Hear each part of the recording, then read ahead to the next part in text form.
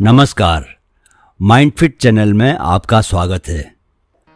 अगर आपने जानना है कि सच्चे साधक में क्या गुण होते हैं, सच्चा जिज्ञासु कैसा बर्ताव करता है और आज्ञाकारी पुत्र के क्या लक्षण होते हैं, तो उसके लिए आपको नाचिकेता की कहानी पढ़नी होगी। कठोपनिषद में दी गई नाचिकेता की कहानी में नाचिकेता और यम के बीच हुई बातचीत के बारे में बहुत ही रोचक तरीके से बताया गया है। नाचिकेता ने यमराज से मौत के बारे में प्रश्न पूछा था। चलिए आज जानते हैं हम यहाँ कि नाचिकेता का प्रश्न क्या था और यमराज ने उसका क्या उत्तर दिया। कठोपनिषद में नाचिकेता को सबसे पहला साधक बताया गया है। नाचिकेता मृत्यु का भेद जानने के लिए यम के द्वार तक पहुंच गया था। नाचिकेता को दुनिया का पहला जिज्ञासु माना जाता है। अब यह कहानी सुने। नाचिकेता एक छोटा बालक था। उसके पिता ने एक यज्ञ करने की शपथ ली थी। यह एक ऐसा पवित्र अनुष्ठान था जिसमें उन्हें अपनी सारी सांसारिक संपत्ति यानी अपना घर, अपना सारा सामान, यहाँ तक कि अपनी पत्नी, अपने बच्चे, अपना सब कुछ ऋषियों, ब्राह्मणों और दूसरे लोगों को दान में दे देना था। इस तरह के यज्ञ से आप आध्यात्मिक आनंद प्राप्त करते हैं। यह एक पारंपरिक यज्ञ था। नाचिकेता के पिता ने यज्ञ करते हुए अपनी सभी बीमार गायें, बेकार संपत्ति और जिन चीजों की उन्हें जरूरत नहीं थी, जो किसी न किसी रूप में उनके लिए बोझ थीं, वे सब दान में दे डाली। उन्हें जिन चीजों की वाकई जरूरत थी, जैसे अपनी दोनों पत्नियों और बच्चे को, उन्होंने अपने पास ही रखा। नाचिकेता को यह सब देखकर बहुत दुख हुआ। उसने देखा कि उसके पिता ने ईमानदारी नहीं दिखाई। उसके पिता ने शपथ ली थी कि वह सब कुछ दान करके आध्यात्मिक आनंद प्राप्त करेंगे, मगर उन्होंने चालाकी की। नाचिकेता अपने पिता के पास गया और इस बारे में उनसे बात करने लगा। उसकी उम्र उस समय सिर्फ 5 साल की थी, मगर उसमें असाधारण समझदारी थी। नाचिकेता ने अपने पिता से कहा, आपने ठीक नहीं किया। अगर आप सब कुछ देना नहीं चाहते थे तो आपको यह शपथ नहीं लेनी चाहिए थी। एक बार शपथ लेने के बाद आपको सब कुछ दे देना चाहिए। मुझे बताइए कि आप मुझे किसको दान करने वाले हैं। उसके पिता क्रोधित होकर बोल पड़े, मैं तुम्हें यम को देने वाला हूँ। यम मृत्यु के देवता होते हैं। बालक ने अपने पिता की बात को बहुत गंभीरता से लिया और यम के पास जाने के लिए तैयार होने लगा। फिर वह यम के पास चला गया। यम उस समय यमलोक में नहीं थे। उन्हें घर घर जाना पड़ता है, तो वह घर से निकले हुए थे। नाचिकेता पूरे दिन तक इंतजार करता रहा।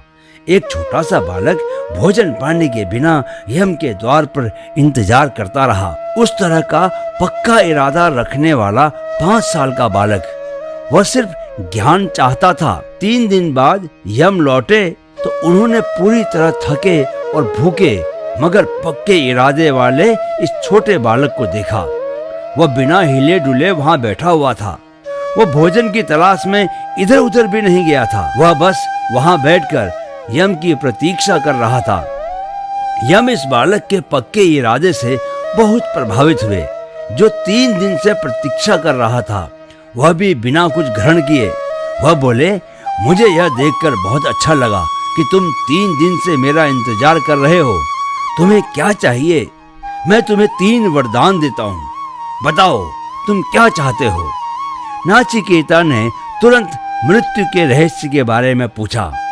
नाचिकेता ने सबसे पहले कहा, मेरे पिता बहुत लालची हैं। वह सांसारिक सुख सुविधाएं चाहते हैं, इसलिए आप उन्हें सारे भौतिक ऐशो आराम का आशीर्वाद दें, उन्हें राजा बना दें। यम ने कहा, तथास्तु। उसने दूसरा वरदान मांगा, मैं जानना चाहता हूँ कि मुझे ज्ञान प्राप्त करने के लिए किस तरह के कर्मों और यज्ञों को करने की जरूरत है। वैदिक साहित्य में हमेशा यज्ञों की बात की जाती है, सारा वैदिक साहित्य ऐसा ही है यज्ञों के बारे में। यम ने उसे सिखाया कि उसे क्या करना चाहिए। फिर नाचिकेता ने उनसे तीसरा सवाल पूछा, मृत्यु का रहस्य क्या है? मृत्यु के बाद क्या होता है? यम ने कहा, यह प्रश्न तुम वापस ले लो।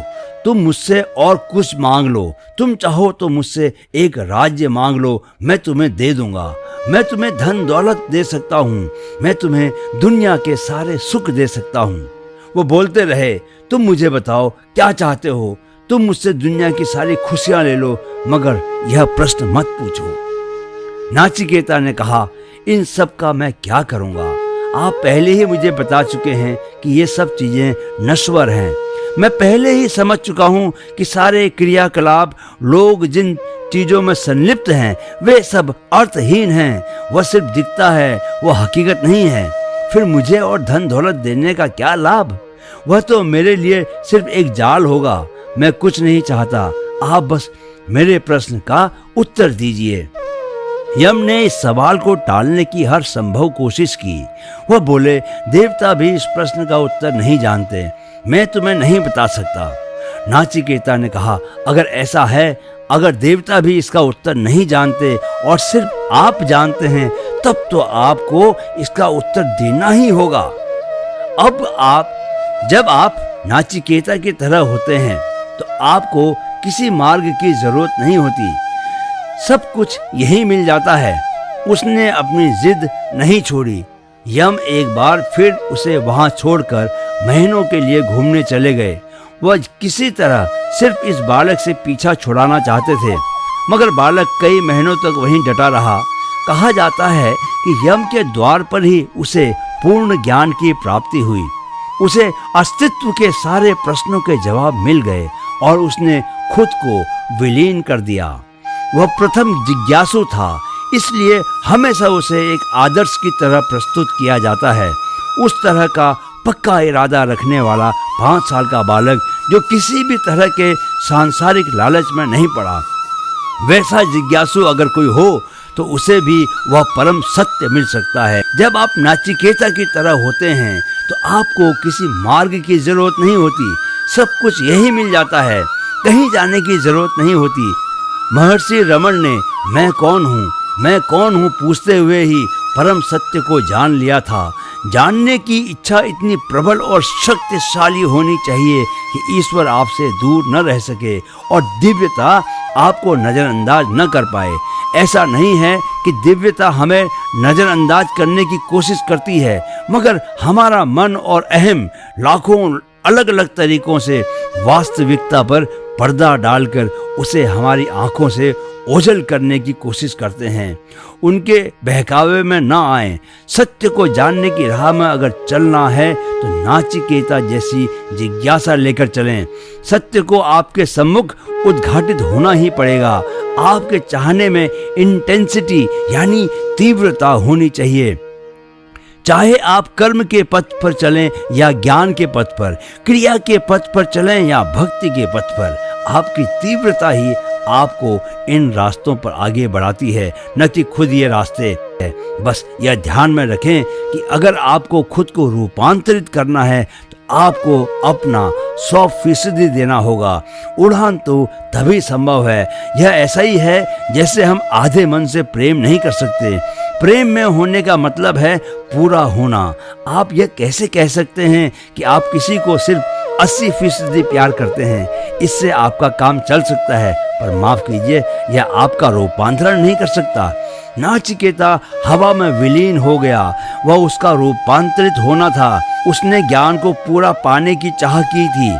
उसकी चाह पूरी हुई। जीवन में जो भी कर रहे हैं उसमें अपना 100% दें। खुद को रूपांतरित करना है तो पूरा समर्पण करना होगा। खुद को मिटाकर ही खुद को पा सकते हैं। वीडियो देखने के लिए बहुत बहुत धन्यवाद।